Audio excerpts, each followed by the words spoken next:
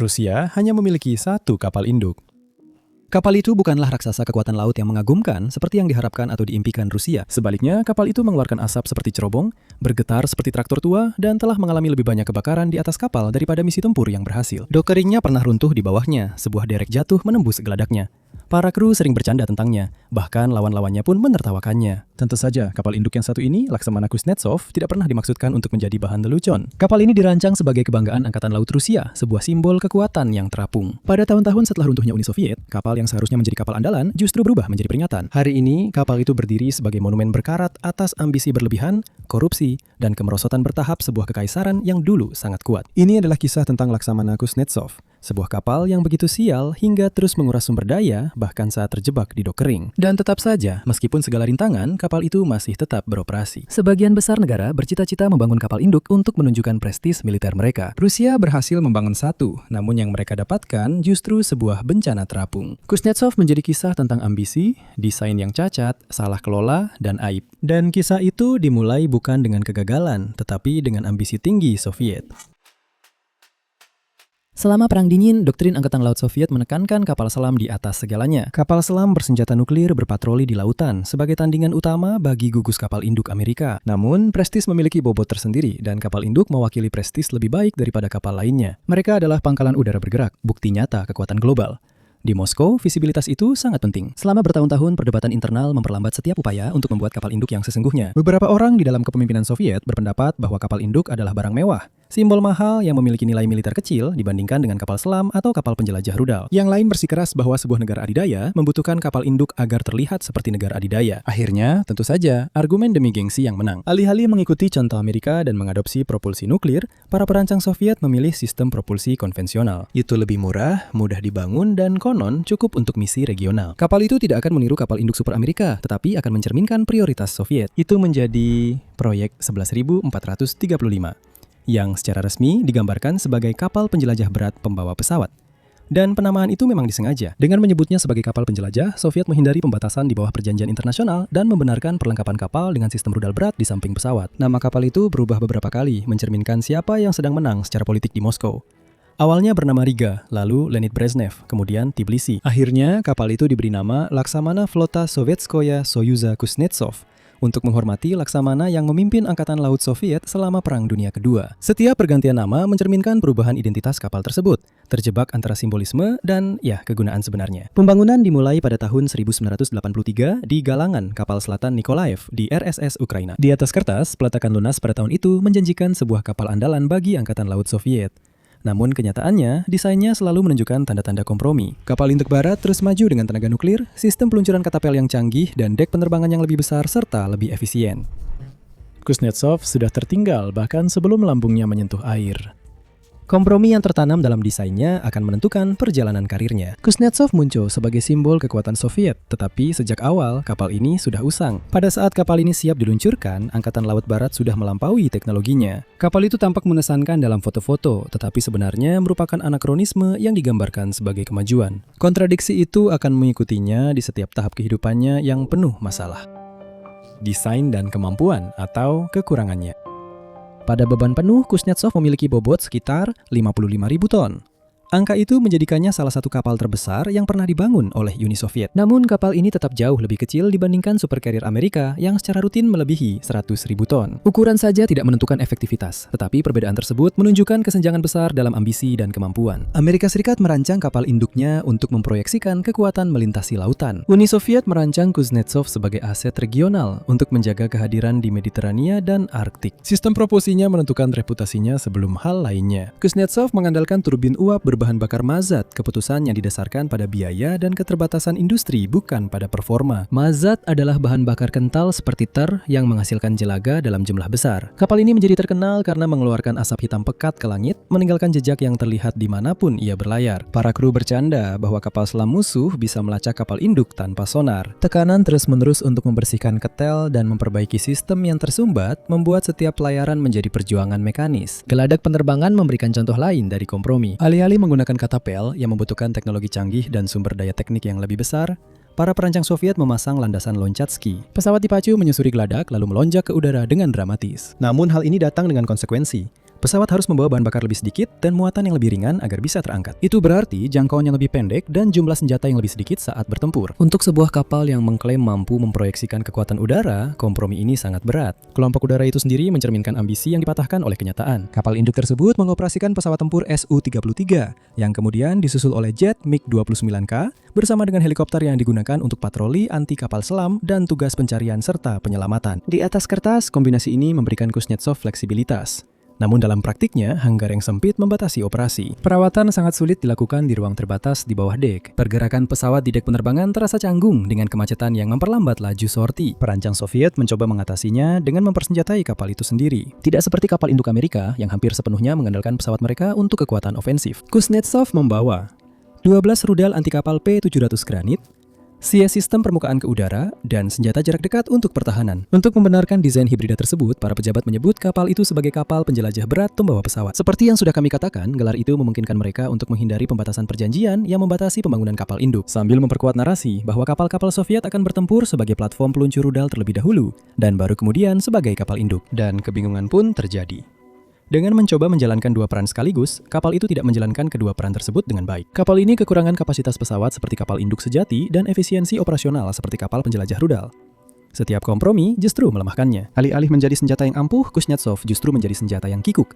Para pengamat angkatan laut dengan cepat menyadari kelemahan-kelemahan tersebut. Foto-foto kapal saat meninggalkan pelabuhan secara rutin menunjukkan kapal itu mengeluarkan asap hitam seperti cerobong asap pabrik. Gambar-gambar ini menjadi simbol kegagalan, menyebar melalui jurnal-jurnal angkatan laut dan akhirnya forum-forum daring. Alih-alih menunjukkan kekuatan, Kuznetsov justru menjadi bahan ejekan. Kapal itu mendapat julukan yang lebih mirip pabrik terapung yang selalu butuh perbaikan daripada kapal perang. Masalahnya, cacat desain itu bukan sekedar catatan teknis abstrak.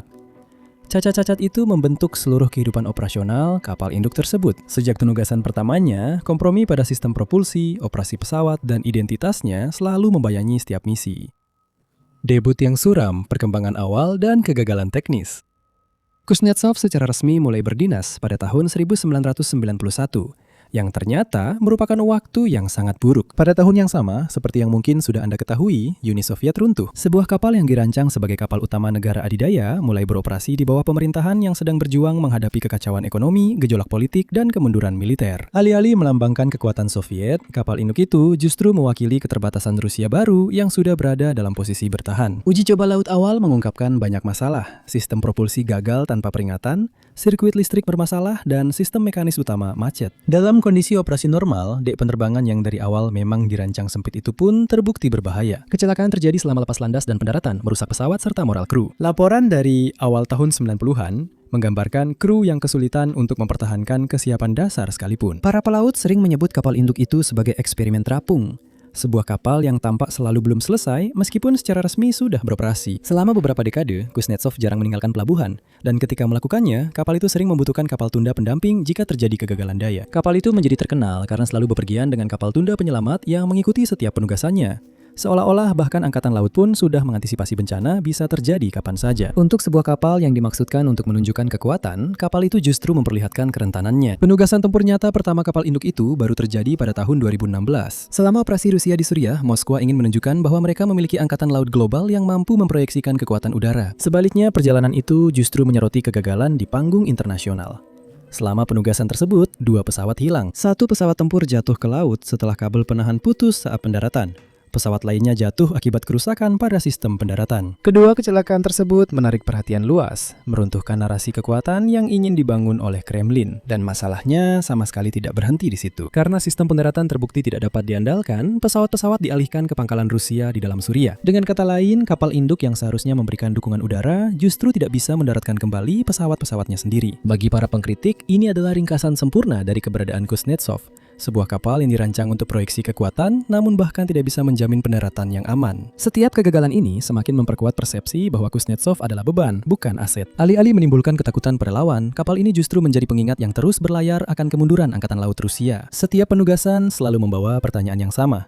Bukan tentang misi apa yang akan dicapai kapal induk itu, melainkan masalah baru apa lagi yang akan dialaminya berikutnya. Bencana terjadi di laut maupun saat kapal berada di dok kering. Jika tahun-tahun awal Kuznetsov mengungkapkan banyak kekurangan, sejarahnya di kemudian hari justru menegaskan bencana. Kapal ini mendapatkan reputasi bukan hanya karena sering rusak, tetapi juga karena benar-benar penuh dengan malapetaka. Setiap upaya penugasan tampaknya selalu berakhir dengan kegagalan, kebakaran, atau tragedi. Pada tahun 2009, selama misi di Mediterania, kapal induk tersebut mengalami kegagalan listrik besar. Selama berjam-jam, kapal itu terombang-ambing tanpa tenaga penggerak, menjadi sasaran empuk di perairan yang dipenuhi kapal-kapal NATO. Para kru bergegas memulihkan listrik, sementara kapal tunda bersiap untuk turun tangan. Kejadian itu mempermalukan Moskwa dan semakin memperkuat keraguan tentang keandalan kapal induk tersebut. 3 tahun kemudian, pada 2012, rasa malu yang sama kembali terulang. Selama penugasan lain, Kuznetsov sekali lagi membutuhkan bantuan kapal tunda sebagai pengawal. Foto-foto kapal induk yang mengeluarkan asap tebal saat dikawal oleh kapal penyelamat beredar luas di media barat. Alih-alih menjadi simbol daya jangkau Rusia, kapal itu justru menjadi pengingat terapung akan rapuhnya Rusia. Dan bencana-bencana itu juga tidak hanya terjadi di laut lepas. Pada tahun 2018, kapal itu masuk ke dok kering terapung raksasa PD-50 di Murmansk untuk perawatan terjadwal. Selama perbaikan, dok kering itu sendiri tenggelam saat sedang digunakan. Sebuah derek roboh menimpa dek penerbangan Kuznetsov, membuat lubang besar di struktur tersebut. Kecelakaan itu menghancurkan salah satu dok kering terbesar yang tersedia bagi Angkatan Laut Rusia, semakin melumpuhkan kapasitas perbaikan. Insiden tersebut terasa sangat tidak nyata. Struktur yang seharusnya menopang kapal induk justru runtuh di bawahnya. Tahun berikutnya membawa tragedi yang berbeda. Pada tahun 2019, terjadi kebakaran di atas kapal saat upaya renovasi di Murmansk. Api berkobar di berbagai kompartemen, menewaskan beberapa pekerja dan melukai banyak lainnya. Api dan asap membubung dari kapal tersebut, terekam kamera dan disiarkan di berita internasional. Kebakaran tersebut menyebabkan kerusakan parah, memperparah masalah yang sudah ditimbulkan oleh dok kering yang tenggelam. Kapal itu memang sudah terkenal buruk karena asapnya, dan insiden ini terasa seperti simbol yang kelam. Sepanjang masa operasinya, puluhan pelaut dan pekerja tewas dalam insiden yang berkaitan dengan kapal tersebut. Beberapa meninggal dalam kecelakaan di laut, yang lain saat terjadi insiden perawatan di pelabuhan. Setiap korban jiwa menambah kesan bahwa kapal induk itu seolah-olah dikutuk, lebih berbahaya bagi awaknya sendiri daripada bagi musuh-musuhnya. Jadwal perbaikan menjadi bahan lelucon yang terus-menerus. Awalnya para pejabat mengklaim kapal itu akan kembali beroperasi pada tahun 2021. Lalu jadwal itu mundur ke 2023, dan kemudian 2024, dan sekarang bahkan tahun 2025 pun masih belum pasti. Setiap penundaan menambah biaya dan rasa frustrasi, sementara kapal tersebut terus menghabiskan sumber daya tanpa memberikan kemampuan apapun. Pada tahap ini, Kuznetsov tidak lagi terlihat seperti kapal induk bermasalah yang kesulitan menemukan perannya. Itu terlihat seperti lubang hitam keuangan yang dibalut baja. Sebuah mesin penguras uang yang tak ada habisnya. Perbaikan ulang, korupsi, dan keterlambatan. Kuznetsov menjadi kurang seperti kapal perang dan lebih seperti studi kasus biaya hangus. Miliaran rubel telah dihabiskan untuk mencoba memodernisasi kapal yang menurut banyak analis seharusnya sudah dibesi tuakan puluhan tahun yang lalu. Tujuan resmi dari perbaikan ulang ini termasuk baterai pertahanan udara baru, sistem peperangan elektronik yang ditingkatkan, sistem penahan pesawat yang ditingkatkan, dan unit propulsi yang diperbarui. Sekarang, di atas kertas, perubahan-perubahan ini akan mengubah peninggalan tua yang sudah usang menjadi kapal induk yang layak digunakan. Dalam praktiknya, proyek ini tetap belum selesai karena gelombang demi gelombang penundaan. Dan penyebabnya di sini sangat banyak. Galangan kapal Rusia sudah lama dilanda ketidakefisienan. Setelah menjala tahun 2014, sanksi Barat memperparah masalah dengan memutus akses ke teknologi penting dan peralatan khusus. Komponen yang sebelumnya diimpor harus diimprovisasi atau digantikan dengan produk dalam negeri, yang seringkali menyebabkan penurunan kualitas. Penundaan pun terjadi secara beruntun ketika para pekerja berusaha memodifikasi desain usang dengan menggunakan sumber daya apapun yang masih tersedia. Korupsi semakin melemahkan upaya tersebut. Kontrak berpindah-pindah antar perusahaan yang memiliki koneksi politik, biaya melonjak, dan pengendalian kualitas seringkali diabaikan begitu saja. Pejabat galangan kapal menjanjikan kemajuan, tetapi inspeksi menunjukkan sebaliknya. Setiap pengumuman tentang penyelesaian yang akan segera terjadi terasa lebih seperti sandiwara politik daripada realitas teknis yang sesungguhnya. Setiap kali Kuznetsov masuk ke dok kering, selalu saja terjadi bencana lain yang mengikutinya. Tenggelamnya PD-50 menghancurkan platform yang sangat dibutuhkan untuk pemeliharaan berskala besar. Kebakaran menyebabkan kerusakan baru yang menghapus hasil kerja perbaikan selama berbulan-bulan. Bahkan sistem dasar seperti perpipaan dan instalasi listrik harus dibongkar dan diganti setelah inspektur keselamatan menemukan bahwa sistem tersebut tidak dapat digunakan. Para kru yang bekerja dalam proses renovasi berbicara tentang fasilitas yang sudah usang, kekurangan alat, dan pengawasan keselamatan yang buruk. Kebakaran tahun 2019 yang menewaskan beberapa pekerja menjadi simbol betapa berbahayanya proyek ini, tidak hanya bagi Angkatan Laut, tetapi juga bagi mereka yang ditugaskan untuk memperbaikinya. Jadwal semakin mundur setiap kali terjadi insiden. Pada tahun 2021, pejabat Rusia bersikeras bahwa kapal itu akan segera kembali beroperasi. Ketika itu terbukti mustahil, tanggalnya diundur ke 2023. Lalu bergeser lagi ke 2024. Sekarang bahkan tahun 2025 pun tampak tidak pasti. Setiap penundaan semakin memperkuat persepsi bahwa kapal induk itu telah menjadi lubang tak berujung tempat uang dan nyawa menghilang. Kuznetsov seharusnya menjadi unjuk kekuatan Rusia, namun perbaikan tanpa akhir justru memperlihatkan kelemahan industri pertahanan Rusia. Setiap tenggat waktu yang terlewat, setiap kebakaran, setiap rubel yang terbuang sia-sia semakin menegaskan kebenaran yang sama. Kompleks industri militer tidak mampu merawat bahkan asetnya yang paling menonjol sekalipun. Apa yang seharusnya menjadi kapal andalan justru berubah menjadi sumber rasa malu yang terus-menerus, pengingat terapung akan disfungsi yang tidak bisa disembunyikan oleh cat baru atau hubungan masyarakat sekalipun. Semakin lama kapal induk itu tetap dalam perbaikan, semakin mendesak pula pertanyaannya. Bahkan jika kapal itu kembali beroperasi, apakah itu masih ada artinya? Aset strategis atau peninggalan berkarat? Seiring berjalannya waktu, muncul pertanyaan mendesak. Bahkan jika Kuznetsov kembali beroperasi, peran apa yang secara realistis bisa dijalankannya? Tidak seperti kapal induk super Amerika yang melintasi lautan dan dapat melakukan operasi tempur selama berbulan-bulan, kapal Rusia ini memang tidak pernah dirancang untuk jangkauan global. Displacement-nya yang terbatas, sistem propulsi yang tidak dapat diandalkan, dan sistem peluncuran ski jump membuatnya tidak bisa membawa jumlah pesawat yang sama, juga tidak bisa mendukung mereka dengan daya tahan yang setara. Dalam perbandingan langsung, Kuznetsov adalah saudara yang lebih kecil dan kurang mumpuni dibandingkan kapal-kapal yang ingin ditandinginya. Kebangkitan Tiongkok membuat perbandingan itu menjadi semakin menyakitkan. Pada tahun 90-an, Beijing membeli lambung kapal yang belum selesai dari kapal saudari Kuznetsov, yaitu Fayak, dan mengubahnya menjadi Liaoning. Kapal induk itu menjadi platform pelatihan bagi Angkatan Laut Tiongkok yang akhirnya membuka jalan bagi Shandong dan Fujian yang jauh lebih maju. Tiongkok melesat dari sekedar mewarisi sisa-sisa Uni Soviet hingga mampu memproduksi kapal induk yang kini bahkan menyaingi desain-desain barat. Sebaliknya, Rusia tetap terjebak dengan satu kapal yang nyaris tidak bisa berlayar tanpa kapal tunda pendamping. Tanpa kapal induk tambahan, Rusia tidak memiliki kapasitas yang berarti untuk proyeksi kekuatan di laut. Kapal selam dan kapal penjelajah rudal tetap menjadi tulang punggung angkatan lautnya, tetapi kapal induk tetap tak tertandingi untuk menunjukkan kehadiran yang berkelanjutan. Kuznetsov seharusnya mengisi kekosongan itu, namun kapal tersebut justru semakin tidak relevan. Analis militer meragukan apakah kapal itu akan pernah kembali ke kondisi siap tempur. Dan bahkan jika kapal itu berhasil kembali, kemungkinan besar kapal tersebut tetap terbatas di perairan regional, tidak mampu beroperasi dengan percaya diri jauh dari pelabuhan asalnya. Di dalam Rusia, kapal induk tersebut tetap memiliki nilai simbolis. Kapal itu muncul dalam parade angkatan laut, pidato resmi, dan pengarahan pertahanan sebagai bukti bahwa Moskwa masih memiliki armada kapal induk. Tapi simbolisme bukanlah kemampuan, bukan? Semakin sering Kuznetsov bermasalah di galangan kapal, semakin jelas bahwa kehadirannya lebih melayani kepentingan politik daripada strategi. Suara-suara serius di kalangan pertahanan Rusia telah mempertanyakan apakah kapal induk itu sebaiknya diafkirkan sepenuhnya. Argumennya sederhana, memelihara kapal itu menghabiskan sumber daya yang langka yang sebenarnya bisa dialihkan untuk kapal selam atau kapal permukaan yang lebih kecil. Namun, membuang satu-satunya kapal induk yang dimiliki Rusia berarti secara terbuka mengakui apa yang sudah diyakini para kritikus secara diam-diam, bahwa negara itu tidak lagi mampu mempertahankan angkatan laut samudra yang sejati. Karena alasan itu, kapal tersebut tetap berada dalam ketidakpastian, terlalu rusak untuk digunakan, namun terlalu sensitif secara politik untuk dibuang. Pada akhirnya, Kuznetsov menempati posisi yang aneh. Kapal itu tidak sepenuhnya beroperasi, namun juga belum resmi dipensiunkan. Kapal itu berada di antara relevansi dan keusangan. Nasibnya tidak pasti, tetapi simbolismenya jelas. Laksamana Kuznetsov dimaksudkan untuk menjadi kapal andalan yang membanggakan bagi armada Soviet dan kemudian Rusia. Sebaliknya, kapal itu justru menjadi bahan ejekan di dalam negeri maupun di luar negeri. Dulu, kapal ini pernah dipamerkan sebagai bukti kekuatan angkatan laut. Sekarang, kapal ini lebih dikenal karena asap, kebakaran, dan perbaikan yang tak ada habisnya. Para pelaut sendiri telah menjadikan kapal ini bahan humor gelap. Sementara lawan menganggapnya tak lebih dari beban yang mengapung di laut. Kemunduran kapal ini mencerminkan kemunduran Angkatan Laut Rusia secara lebih luas. Runtuhnya Uni Soviet membuat Angkatan Laut Rusia kekurangan dana, kekurangan infrastruktur, dan kekurangan strategi yang jelas. Kapal selam tetap menjadi prioritas, tetapi kapal permukaan mengalami puluhan tahun pengabaian. Kegagalan terus-menerus. Kuznetsov menyoroti bukan hanya kelemahan satu kapal saja, tetapi juga kerusakan struktural pada kekuatan yang seharusnya menopangnya. Bahkan media pemerintah Rusia yang sangat dikontrol pun kesulitan untuk menampilkan kapal induk tersebut secara positif. Laporan tentang kondisi kapal tersebut seringkali diredam atau bahkan dihindari sama sekali. Sebagian besar gambar publik dalam beberapa tahun terakhir menunjukkan asap tebal keluar dari cerobongnya, derek jatuh menimpa geladaknya, atau api melalap ruang-ruang kapal saat perbaikan. Sulit untuk menampilkan gambar-gambar seperti itu sebagai bukti kekuatan.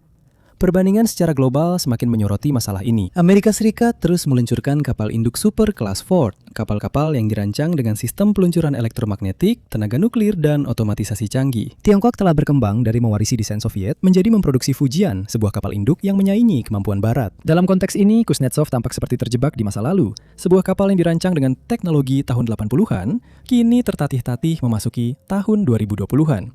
Usang dari segi bentuk, tidak efektif dari segi fungsi. Simbolismenya sangat jelas, bukan? Kapal yang seharusnya membangkitkan kepercayaan diri, kini justru menjadi cermin yang memantulkan kelemahan nasional. Lambungnya yang berkarat dan tagihan perbaikan yang tak ada habisnya menggambarkan kisah yang lebih luas tentang perjuangan pasca Soviet. Ambisi tanpa infrastruktur, kebanggaan tanpa sumber daya, dan simbolisme tanpa substansi. Laksamana Kuznetsov dimaksudkan untuk melambangkan kebesaran, tetapi malah terjebak dalam siklus kegagalan yang tak berkesudahan. Akan mudah untuk menganggapnya sebagai sekedar satu pertaruhan buruk atau sekedar nasib buruk. Namun kenyataannya lebih luas dari itu. Kapal induk ini menjadi kisah peringatan tentang ambisi yang dikejar tanpa infrastruktur yang memadai untuk mendukungnya. Pada akhirnya, kapal ini memang menceritakan sebuah kisah. Ini adalah kisah tentang sebuah kekaisaran yang mencoba menyaingi para rivalnya, tetapi tidak memiliki pondasi untuk berhasil. Dan juga tentang penerusnya. Negara yang tidak bisa melepaskan simbol-simbol, bahkan ketika semuanya sudah kehilangan nilai praktis. Terima kasih telah menonton.